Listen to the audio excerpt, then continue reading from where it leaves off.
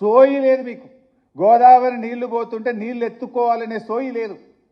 ఒకవైపు కరువు వచ్చింది, ఎలినో వచ్చింది, ప్రపంచమంతా మంచినీళ్ళకు ఆగమవుతుంది, కరువు కోరల్లో ప్రపంచం చిక్కుకపోతుంది, రైతాంగం ఆగమవుతారని చెప్పి ప్రపంచమంతా కూడా చుక్క చుక్కను ఒడిచిపడుతుంటే నువ్వు జారవిడిస్తున్నవే. దీనికి ముందు సమాధానం చెప్పు ఉత్తమ్ కుమార్ రెడ్డి. నీళ్ల మంత్రిగా ముఖ్యమంత్రిగా మీరిద్దరు ఫెయిల్ అయిపోయినారు. ఉత్తమ్ కుమార్ రెడ్డికి ఏమైనా సిగ్గుంటే రేవంత్ రెడ్డికి ఏమైనా సిగ్గుంటే ముందు పంపులు అయితే చాలు చేయి. ఎస్ఎల్బీసీ టనల్ కుప్పగులింది కదా, మరి ఎందుకు రాదా ఎన్డీఎస్ఏ? ఎందుకు రాదు? ఏం ఎంక్వైరీ ఉండదు, సిట్ ఉండదు, పిట్ ఉండదు. ఇవాళ 2 పిల్లర్లు కుంగితే ఇంత డ్రామా చేస్తున్నారు. 400 కోట్లతో ఎల్ఎన్టీ రిపేర్ చేస్తా అని చెప్పి వాళ్ళు ముందుకు వస్తే డ్రామా చేసిరు మీరు. ఎక్కడ జరిగింది ప్రజాధనం నష్టం? ఎల్ఎన్టీ వాళ్ళు మేమే కడతామన్నారు. నీ మీద రూపాయి భారం లేకుండా కట్టే ప్రాజెక్ట్ ఇది. మంచిగా రిపేర్ చేయొచ్చు. 30 నెలలు సరిపోలేదా? ఇంకో 30 నెలలు కావన్నా, లేదా ఇంకో 30 ఏళ్ళు కావన్నా?